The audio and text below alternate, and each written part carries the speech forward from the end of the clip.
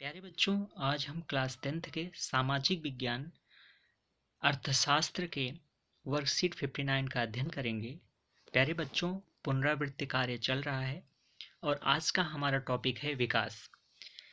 तो विकास क्या होता है? हमारे जीवन में आने वाले किसी भी सकारात्मक बदलाव को विकास कहते हैं। विकास कई तरह से हो सकता है, जैसे आर्थिक विकास, संज्ञानात्मक विकास, शारीरिक विकास, सामाजिक विकास। इस तरह से विकास कई प्रकार से हो सकते हैं। प्यारे बच्चों, आइए अब प्रश्न जो दिए गए हैं उसके उत्तर या हल ढूंढने का प्रयास करते हैं। तो आइए देखते हैं। प्यारे बच्चों, पहला प्रश्न है आपका, केरल में शिशु मृत्यु दर कम क्यों है? तो इसका आंसर होगा कि बेहतर चिकित्सा सुविधा के कारण केरल में शिशु मृत्यु दर कम है। तो शिशु मृत्यु दर क्या होता है बच्चों? शिशु मृत्यु दर जो होता है वो जीवित या जन्म लेने वाले बच्चों में से 1 वर्ष के अंदर मृत्यु होने वाले बच्चों की दर को शिशु मृत्यु दर कहते हैं।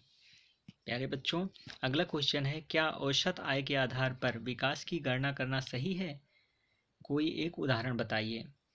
तो प्यारे बच्चों, नहीं, औसत आय के आधार पर विकास की गणना करना सही नहीं है, क्योंकि औसत आय हर एक व्यक्ति के आय के अनुमान नहीं लगाया जा सकता है। प्यारे बच्चों, अगला क्वेश्चन है आपका, बताइए नीचे दिया गया कथन सही है या गलत? कोयला गैर नवीकरणीय संसाधन का एक उदाहरण है। तो ये सही है। हाँ, कोयला एक गैर नवीकरणीय संसाधन है। इसको पुनः जो है रिसाइकिल नहीं किया जा सकता है।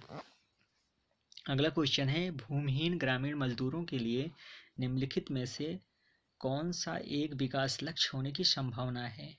तो ए है उच्च साक्षरता दर, बी है उच्चतम समर्थन मूल्य, सी है विदेश में बच्चों को बसाना, और डी है मजदूरी में बढ़ोतरी। तो प्यारे बच्चों, एक भूमिहीन ग्रामीण मजदूर है तो उसके मजदूरी में अगर हम बढ़ोतरी करेंगे तो ये कहीं ना कहीं उसके विकास का लक्ष्य होने की संभावना है, क्योंकि अगर उसकी मजदूरी बढ़ेगी तो उसका घर का परिवार जो है कि बेसिक नीड पूरी होगी और वो अपने बच्चों को उच्च शिक्षा दे सकता है।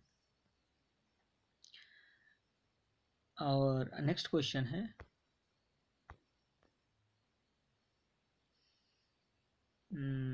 पांचवा है आपका, खाली स्थान की पूर्ति कीजिए। भारत के खाली स्थान है, फिर राज्य में साक्षरता दर सबसे कम है।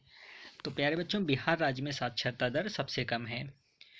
आपको पता हो कि 2011 के जनगणना के अनुसार जो है बिहार की साक्षरता दर मात्र 61.8% था, जबकि पूरे भारत का, पूरे देश की जो साक्षरता दर थी वो 74% थी। और सबसे ज़्यादा जो साक्षरता दर था वो केरल का था, 94%। और दूसरे नंबर पे दिल्ली था, जिस साक्षरता दर के हिसाब से दूसरे नंबर पर साक्षरता दर दिल्ली का था। प्यारे बच्चों, अगला क्वेश्चन है आपका, रेखांकित वाक्यांश को सही करने के बाद वाक्य फिर से लिखिए।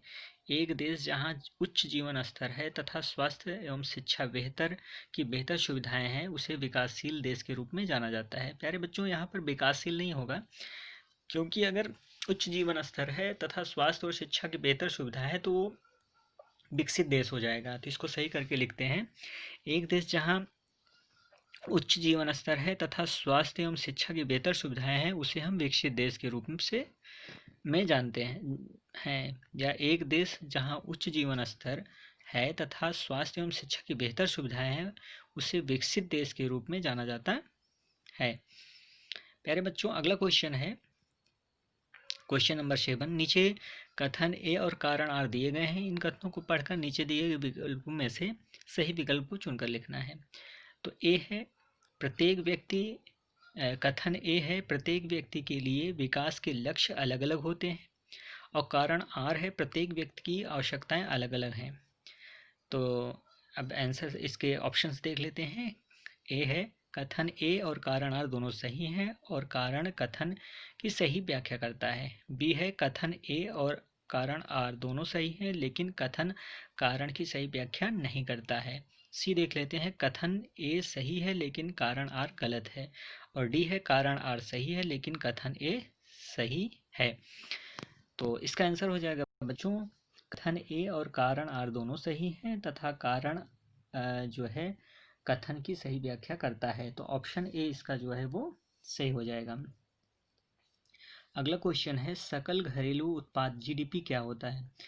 तो किसी देश के एक वर्ष के दौरान उत्पादित कुल वस्तुओं एवं सेवाओं के मूल्य के योग को सकल घरेलू उत्पाद कहते हैं।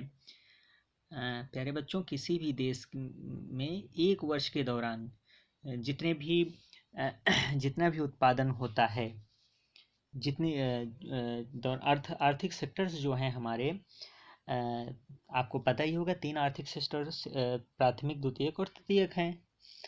और इन तीनों सेक्टरों से जो वस्तुएं उत्पादित की जाती हैं और उन वस्तुओं उत्पादित वस्तुओं के मूल्य को योग को हम जो है सकल घरेलू उत्पाद कहते हैं।